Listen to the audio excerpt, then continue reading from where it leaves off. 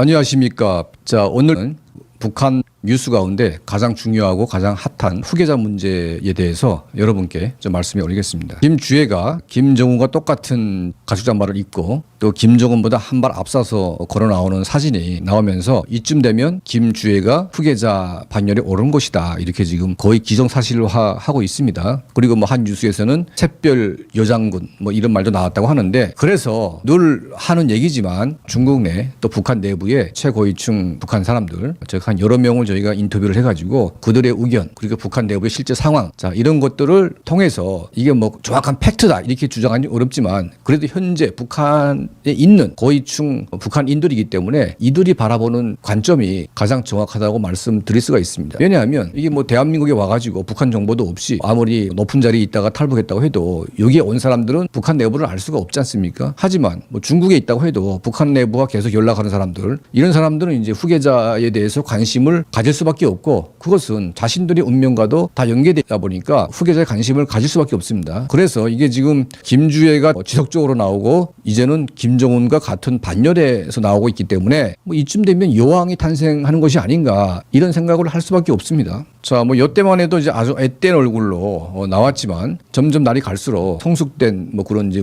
모습을 보이고 있고, 그리고 뭐 이제 가죽 잠바에다 선글라스까지 끼고 나온 거 보니까 이거는 뭔가 연출하기 위한 모습으로 볼 수가 있습니다. 김주애가 처음 나왔을 때 이런 모습이었죠. 완전히 이제 초등학생 이런 모습이었는데, 이때만 해도 뭐 그냥 장난삼아 그리고 뭐 홍보용으로 이렇게 데리고 나왔다고 생각을 했는데, 이제 1년째 되는 현재 와서는 키도 훌쩍 크고 뭔가 이제 후계자 수업을 받는 것 같은 느낌을 받는 겁니다. 인민군대 주요 이런 지휘관들과 함께 뭐 작전 훈련에 참가해서 이걸 관람한다든지, 자 이러한 행위들, 그리고 뭐 정찰 위성과 관련돼서 우주국 찾아서 김정은과 같이 이걸 관찰한다든지, 이런 모든 전반의 국정 운영을 아버지 옆에서 지켜보고 있기 때문에 김주애가 단순히 뭔가 이제 후계자로 낙인될 것 같지만 상당히 중요한 역할을 할 수밖에 없다. 자, 이런 생각을 할 수가 있습니다. 자, 그런데 북한의 고위층, 현재 중국에 있는 사람들, 또 북한 내부에 있는 사람들은 김주애가 후계자냐고 딱 저희가 단도직입적으로 물어보니까 다 한결같이 하는 말이 뭐냐면, 택도 없는 소리 하지 말아라. 무슨 개소리냐. 이런 얘기를 합니다. 그래서 왜 그러냐 했더니 이 사람들이 하는 말이 첫 번째 이겁니다. 김주애는 아직 미성년자다. 미성년자. 후계자라고 하게 되면 성년이 돼야 됩니다.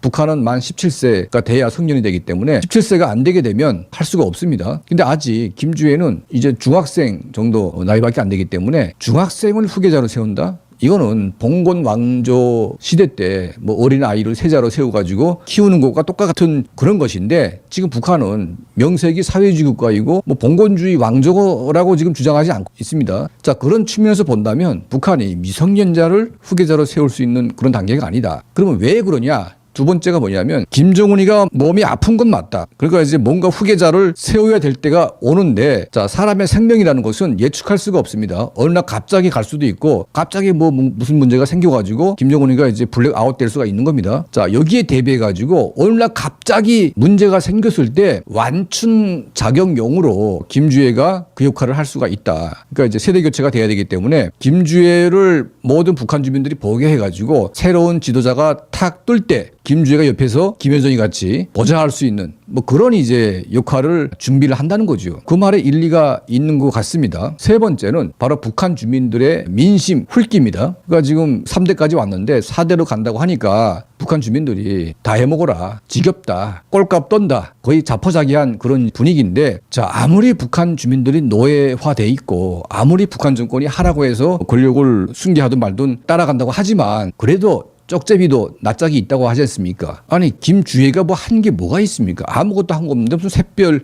여장군이라고 할 수가 있습니까? 이런 분위기를 한번 보려고 했다는 이제 그런 측면도 있는 거죠. 4대 세습을 가니까 미리 연습을 해라. 미리 그냥 그렇게 인정을 해라. 아니면 동향을 좀 보자. 자, 이런 식으로 이제 김정은이가 봤다는 거죠. 총체적으로 말씀드리면 지금 현재 북한 내부에 있는 사람들, 그리고 지금 중국에 나와 있는 북한의 관리들, 이런 사람들은 대부분 100%가 김주애가 후계자라는 소리는 말도 안 된다, 이런 생각을 가지고 있다는 겁니다. 저는 개인적으로 이들의 주장이 맞지 않는가 하는 생각이 듭니다. 자, 북한이 뭐 봉건 왕조 같은 김씨 왕조지만 아무리 그래도 미성년자를 후계자로 세우기가 쉽지가 않습니다.